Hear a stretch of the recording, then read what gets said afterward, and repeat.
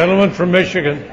Thank you, Mr. Speaker. At this time, I yield 1 minute to the distinguished minority leader, the gentleman from Ohio, Mr. Boehner.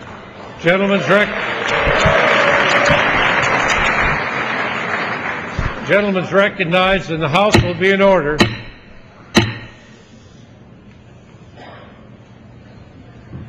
Gentleman may proceed. Mr. Speaker and my colleagues, I rise tonight with a sad and heavy heart. Today we should be standing together, reflecting on a year of bipartisanship and working to answer our country's call and their challenge to address the rising cost of health insurance in our country. Today, this body, this institution, enshrined in the first article of the Constitution by our founding fathers, as a sign of the importance they placed on this House, should be looking with pride on this legislation and our work. But it is not so. No, today we're standing here looking at a health care bill that no one in this body believes is satisfactory. Today we stand here amidst the wreckage of what was once the respect and honor that this House was held in by our fellow citizens.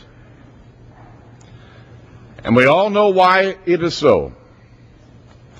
We have failed to listen to America. And we have failed to reflect the will of our constituents.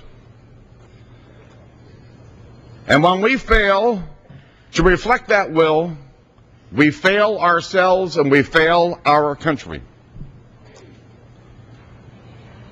Look at this bill. Ask yourself, do you really believe that if you like the health plan that you have, that you can keep it? No, you can't.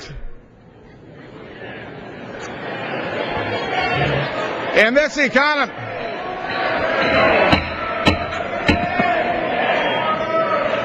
you can't say that.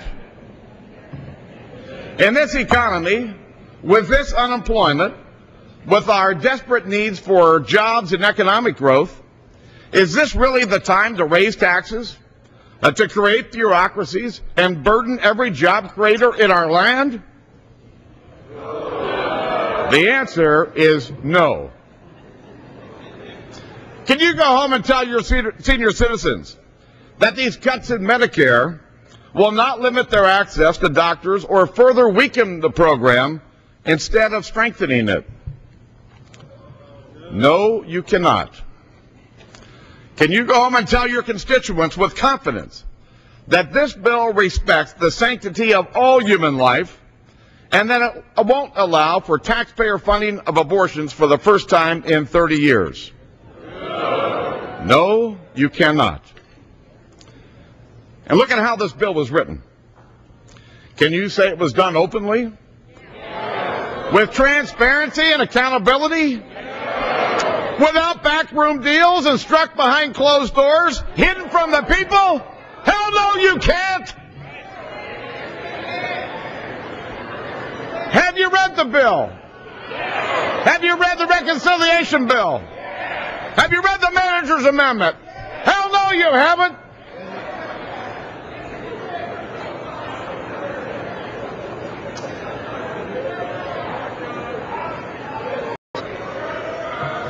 Order, Mr. Speaker.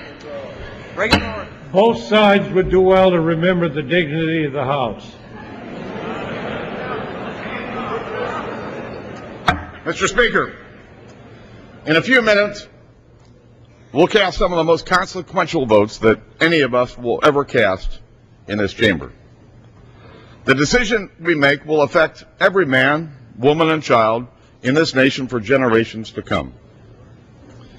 If we're going to vote to defy the will of the American people, then we ought to have the courage to stand before them and announce our votes one at a time.